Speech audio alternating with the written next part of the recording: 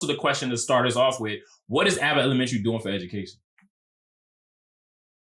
I think Abbott Elementary is making us laugh. That's his job. The job is to be a comedy.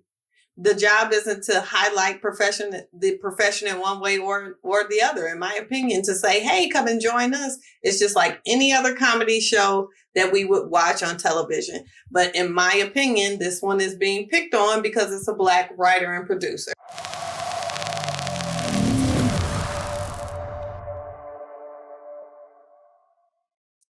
Welcome to the Calvin Up Podcast. Thank you all so much for just tuning in with a brother, man. I got episode 7.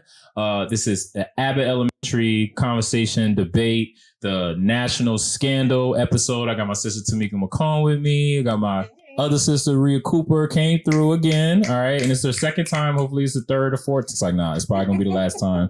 Rhea's just, I'm paying the debts off, I have with Rhea. So Rhea's just, what I'm saying? She's just hooking her brother up. How we doing today, y'all? Yeah, wonderful. Thank you all so much for coming on the podcast. This is just a really, really great opportunity for me to, just be with people that I love, people that's in education, and just talk about these cool topics that are just, everybody's mind, right? And so today we're here to talk about, Abbott Elementary and just, is it a tragedy or a comedy, right? I just want to say, Quinta, that's her name, right? I just want to make sure. Quinta Brunson. I just want to say you are amazing. Okay, this writing that you're doing, amazing. This Emmy Award that you got is well deserved, but you're about to get the subjective opinion. So I just want you to understand that. All right, this is all love, but this is just an objective opinion because we're educators, right? You know what I'm saying? We have something to say. We do. We have an opinion, we have a perspective, and especially when someone comes in, creates a work of art, that is a work of art, And I don't know, does she have an education background at all? Do y'all know that? She is not a teacher. I definitely know that she is not an educator in the classroom. Okay. I consider her an educator, but she has not been a teacher before. Okay. But she the show is inspired by a teacher, correct? Just named after one of her elementary school teachers. Okay, cool. All right, so it came from the heart. And so we just want to say thank you so much for just being Black excellence, right? Yes. You know what I'm saying? And just being just, excellent in who you are, because you are hilarious. But we're about to get the subjective opinion about the show because, this is the first of its kind, right? It's a different, I don't know. Let's talk about the show real quick before we debate. It's a special show, right? It's a sitcom, right? But it's not like a traditional sitcom. What do I mean by that? It's like, my brother and I call it the office set at a school. Yes. So kind of like that fourth wall breakdown. Okay. The ridiculous humor that's so funny that you can relate to it. Yeah. I agree with that. Absolutely. So it's not your traditional setting. It's very similar to The Office. Matter of fact, I think maybe some of the writers from The Office transferred over to the Abbott Elementary show. So, yeah. Oh, wow. Okay, so that makes perfect sense. And then, is it a mockumentary? So that's what I want to establish real quick. Is it a mockumentary? Okay. I think that it's kind of like one of those things where we all know Ava. We've all worked with the Gregory. We've all worked with the Jacob. But it's kind of blown up or accentuated for entertainment value. So we all know those people. But I don't think it's necessarily making a mockery because everybody there does have good intentions from what I see. Even Ava has good intentions at the end of the day. Good old Ava. And so, so it's an amazing show. And honestly, when me and my wife, we started watching it, we got hooked to it. The pilot episode was dope. You have who's the season teacher's name again? She is Barbara. Barbara is inspirational. She reminds me of mother. She probably reminds you of teachers that you've had, right? Quinta character. Her name is Janine. Janine. She reminds me of me. She has that savior complex, right? She believes she can do it. She's young. She's a millennial. She knows how to use a computer, which is we're going to talk about that gap between there. And then we have the other brother man. Let's just talk about the other characters real quick. So you have Gregory, who, I like him as a character, but that whole story arc, of him being in principal training, and where, was Did you get a degree in like economics? And then he was like, oh, I could be a principal. But Black male teacher? Yeah. Like, I star of the show, Ava. And Ava is comedy. Oh my God. And she that lady who plays her, she has a really good stand-up on Netflix. She is very, very funny. And so I just definitely I'm gonna get your name right. It's Janelle Jones. Thank you. Janelle is my middle name. Yeah, thank you so much. And Melissa Shamanti. Beautiful. Yeah. So Black excellence. So let's go ahead and get these objective opinions. So again, this is not just to just talk about amazing how much we love the show. This is a debate. Okay. And I'm gonna rule the affirmative, and Tamika is going to do the negative, and Rhea is gonna be the mediator. Okay. And pretty much this was also inspired by an article that was questioning, is Abbott Elementary a tragedy versus actually being a comedy? And the lady, the writer, she starts the article as just pretty much quoting Melissa from the, she's talking to Janine. And I believe this is the pilot episode, correct me if I'm wrong, but pretty much she tells Janine that why we do this job. And she says, we do this because we're supposed to. It's a calling and you just answer, right? And then the journalist, she kind of changes it up and puts it in a different context for us to get the point of why Abbott is a tragedy. So she says, instead of her saying that we do this because we're supposed to, you must answer, she should have said that it's a profession and you come and do your job. You should be expected to be treated as a professional. Okay. Now, I think that is just like the overall point of my issue with the overall point of the show. I feel like it just makes light of like real professionals who are not only doing the work, the hard work. And like you say, when sometimes we don't have what we have to work it. We have to figure it out. We have to work with chitlins, make soul food out of it. I said that today in my PD today, right? We do that as teachers so much, right? We're not given anything and we're just told to do it. How many teachers probably left the field because of that? Who literally, they just kept on just doing it, making chitlins out of, making, soul food out of chitlins. And they just literally ran out of chitlins. They're like, what else can I make soul food with? You know what I'm saying? And I just think like just that, her telling like you answer, that's not going to make me want to join education. You know what I'm saying? And I think also the question to start us off with, what is Abbott Elementary doing for education? I think Abbott Elementary is making us laugh. That's his job. The job is to be a comedy. The job isn't to highlight the profession in one way or the other. In my opinion, to say, hey, come and join us. It's just like any other comedy show that we would watch on television. But in my opinion, this one is being picked on because it's a Black writer and producer. Okay. Because if it was a suburban school, being highlighted and made fun of, the writer would be brilliant. The show would be amazing. But now we want to pick apart the pieces of a comedy show. It's intended to make us laugh. And not only is it intended to make us laugh, it may also create the awareness that, oh my goodness, are these some of the things that these schools are going to, and draws people. So where you think it may be pushing people away from education, there are plenty of people with hearts in the world that say, I can go in and make a difference too. I can go in and do something about this situation as well. Yeah. So you see educators all the time. There are some leaving, but we still have plenty of people showing up every single day. But my rebuttal to that is it too late though? Is it too late for us to look at education and be like, oh, all these things are happening, let's go solve it, right? Kind of like the R. Kelly doc, right? When the R. Kelly docs came about, he was doing all that scandalous stuff for years and years, but a movie had to come out. A documentary had to come out for people to just recognize, we got to get this snake, we got to get this slime ball off the streets. Why did it take Abbott Elementary for us to recognize that, oh my God, we have a crumbling education system? I'm laughing, but I'm also recognizing that. Why does it... So my thing is that if they have to make a show about it, usually that means that whatever they're making a show about has died. Well, I would say, I think that the reason they would have to, I don't think that, number one, that the intention was in the forefront to say, we're going to make a show that highlights the perils of the education system. Yeah. I think this was just, the mechanism used to bring about the comedy. It just so happened to work, and it's about a relevant topic. But, as that social worker, you have to meet people where they at. So, you're going to engage and find a comedy entertaining. That's why we teach kids by singing songs instead of just having them read from a book. You meet people where they're at, everybody's not watching, Spotlight on Channel 7 on Sundays at 11 o'clock in the morning. You know, some people are like, I'm going to watch Abbott.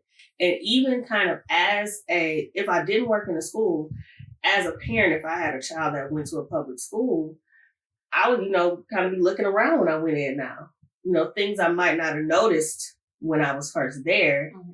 Seeing that show, I'm like, what do my kids' lunchroom look like? I wonder what she's eating for lunch every day. Like, it would kind of, as a parent, spark that interest.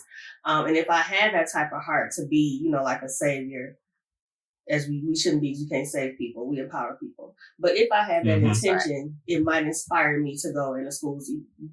One thing about the school where, we're employed is that we get a lot of people who want to help. It's not always in a way that we Very need. true. Mm-hmm. It's not always in a way that we need, but we get a lot of people with a lot of ideas based on this always, I saw something on TV and now I want to come help this school that I know of. Very true. So again, comedy brings about relevancy and awareness. You have to sometimes I joke about almost every situation. And I've been in education for quite some time. I've been in education overall on both sides, on the administrative side and the educational side, for over 20 years. I laugh. At some of the things that are presented before us. The quote that you mentioned, where she should have said, "We're professionals." We know we're professionals. Yeah. But the true response was actually the response that Melissa gave. It's a calling. Those people who literally look at it only as a profession are typically the people who walk away from the children, to be honest. Like, you deserve to be respected. I'm like, that person has never worked with kids. Like, what are you expecting from children exactly? But I feel like educators get more disrespect from the people not affiliated with their school. Okay. Absolutely. So, anybody could be a teacher. Social work, you just talk to kids all day. The disrespect comes from the perceptions of the people who are not directly related to the school in any way. But are we laughing to keep from crying? Because that's what it seems like. It seems like we are laughing, but we're also laughing to keep from crying, meaning that we're not taking the serious, like we're not treating like I said, it's public education as serious as it should be. So for example, the light bulb episode, right? Mm-hmm. So she's trying to fix a light bulb and literally the entire school just loses power. Mm-hmm. Now, ask me this. How old do you think that school was? Probably 60, 70 years. No, probably 100 years old. So that means that, and let's try to go back to the charter school guy, that means that school that he was in when he was a kid is probably the same school that he was when he became the director. And that's a damn shame. That's not funny. That is not funny. I don't find that funny at all. I find that sad. I find that very sad. And they're literally what they were doing. They were teaching in the gym. Mm-hmm. Loud as can be. How many of us lost power and we really try to get instruction, but because the power went out, done for now. Right. Literally because the infrastructure is gone. Like the learning environment is gone. But we as teachers, we have to be the learning environment and be the teacher and be the calling and answer. Mm-hmm. That's not sustainable. It's not. And I agree with you on the point of I understand that teaching, helping professions are a calling, but the part I disagree with about Melissa's statement in some sense is that when we say things like it's a calling, it's like this, like like you're a superhero. Like you're a superhero. Like I can never feel, I might feel upset, but it's a calling, so I can overcome it. Like that's the unrealistic part. So that's like kind of that's that new teacher, and sometimes that's that new social worker, new person in education struggles that sometimes, especially having just come out of college, a lot of times I see we're trying to right the wrongs of our own school experiences rather than, adjust the experiences that these okay. I like that. But again, it's a comedy. Yeah. The intent is to be a comedy. Is the reality of what's happening in the schools comedic? No. Would you listen if I told you on 60 Minutes? No. You're going to change the channel, right? Yeah, okay. 60 Minutes comes on. I want to watch a story about R. Kelly versus a story about education, as you mentioned. Mm-hmm. But if I make light of it, because again, we all make light of it, we just don't broadcast it because you have to. So one, is it a pure comedy? It is. But do we also laugh to keep from crying? We do. It's just, that is the reality. Okay. So but but it is intended to be a comedy. And through her comedy, it is creating awareness about many things. Each and every person, including the writer of the Washington Post, went through an educational system. Okay. Her experience was probably different from my experience, depending on where she went to school. Each and every person that is getting paid millions. So although she suggested that it's a profession and we should be treated as professionals, the world does not treat us as professionals. Mm-hmm. Not Quinta Brunson, the world. They disrespect us by paying the people that we educate way more money than we get the congressmen, the politicians, the athletes, the superstars, everybody. So who's truly disrespecting us or not viewing us as professionals? Is it Quinta Brunson and her comedic stance on it? Or is it everybody else? Because if you think about it, like the show is in the style of like a Parks and Rec or The Office. Like there was no outcry for like the Parks and Rec departments across the cities to be respected because the parks need to be saved and they need to be clean. I didn't see that anywhere. I think that's a false equivalency, and this is why. Because that's an education system versus like a municipality system. Now, do you think people, but do you think people would find it laugh to keep from crying if it was a sitcom about the prison industrial complex? That we had Orange is the New Black, which was entertaining in a different way. Absolutely. There are shows that are truly intended to be comedic. Everything, in my opinion, is funny at some point in time. There's something that you're going to find funny about something in life. And if you don't, then that's why you're dying slowly, a slow death.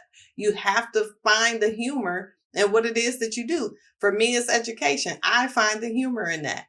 And she found the humor in it because she may not have been a teacher, but she went to class. Mm-hmm. Yeah. She was a part of the experience. So you cannot say, well, she doesn't have the experience. She was a student in these schools.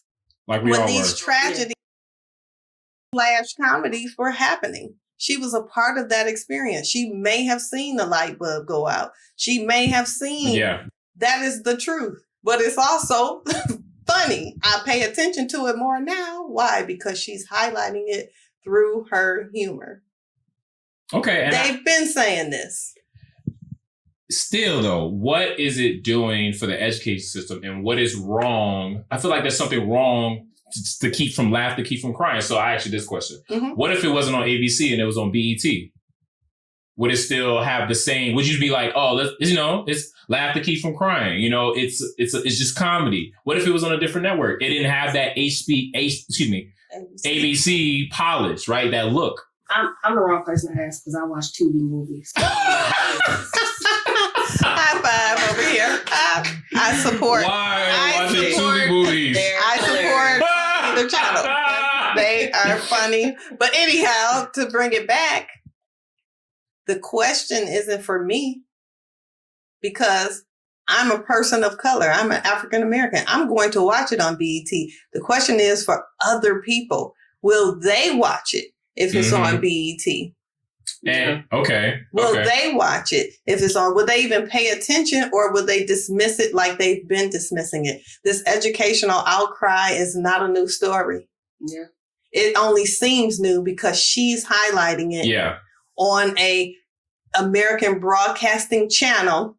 Yeah. Broadcasting it to the world. So now everybody wants to pay attention. And it just so happens that the people that are paying attention are laughing and enjoying the comedic spin to it. But the people that are also watching are also educators. Mm-hmm. If there are 92% of people that like this show, I guarantee you half of them are educators of all races. And they understand. They've been in impoverished schools and some of them have been in affluent schools. And I think the show does and think about what I think it does a job of reinforcing the love that teachers and educators have for the profession. Because I remember going to the fire station for Chicago Fire. It's a real station in Chicago. And so, like, peak mom moments, all people taking pictures, and they invited us in. And one of the questions one of the other people asked was like, do you watch the show? And he kind of was like, I live it every day. Yeah. Like, I wouldn't want to watch it. Right. So, like, watching Abbott, like, I don't feel that. Like, I feel more, it's more like relatable because I'm like, I would have made the same look as Barbara did. Somebody said that to me. So it's kind of like you feel validated sometimes. And it makes you want to keep going. Okay. Because you're like, I'm not crazy. But, you know. I agree. So wish list episode. So you don't think there's a problem that the school can't fund its own supplies and they got to get the community to fund it? How is that funny? When I grew up, that's what happened. How is that funny? I went to private school and had to buy, you know.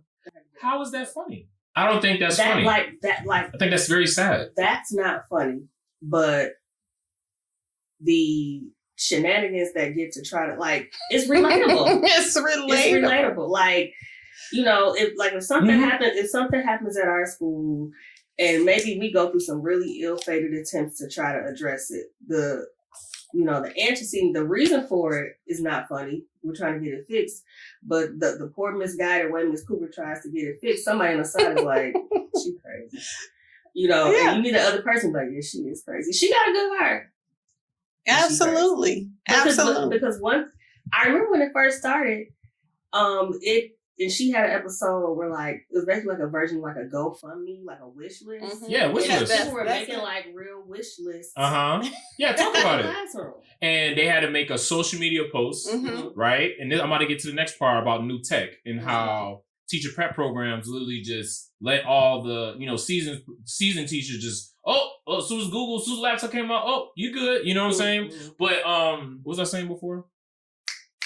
So we're talking about why is it funny? Why is the lack of resources funny? Oh my God, I just lost my train of thought. What were you saying before I went on that tangent? She was getting the what do you call it? So she everything off of the wish list. So they were creating these elaborate wish lists, and people were bringing things to it. And so your point, and so they made the video, right? And literally all the people was like, "Oh, you've been here forever, and we want to give you this, this supplies, right?" But she had to make a social media post in order for that to happen, right? How genuine? But how genuine though? How genuine, and I'm also go back to the samurai warriors too. How genuine were those people that actually, want to help them, right? That lady's been there for 50 years. She does know how to use a laptop. She doesn't know how to use Google's, but she's probably one of the most respected. She probably runs the school pretty much. You know what I'm saying? She pretty much runs the school, but she's not, Ava, right? Ava has more power than her. It's just the situation itself.